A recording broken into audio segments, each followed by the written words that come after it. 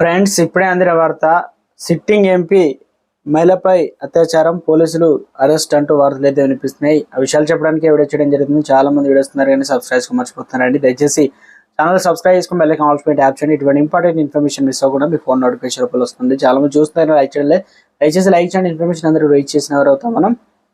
కర్ణాటక మహిళలపై లైంగిక దాడి ఆరోపణలు ఎదుర్కొన్న జేడీఎస్ ఎంపీ ప్రజ్వల్ రేవణ్ణ అర్ధరాత్రి అనగా నిన్న బంగ్లారం పోలీసులు అయితే అరెస్ట్ చేశారు. ఇక జర్మనీ నుంచి వచ్చిన ఆయన బెంగళూరులో కెంపగౌడ అంతర్జాతీయ విమానాశ్రయంలో దిగిన వెంటనే సిట్ పోలీసులు అదుపులోకి తీసుకున్నారు. అనంతరం ఆయన్ను విచారణ నిమిత్తం సిఐడి కార్యాలయానికి తరలించారు.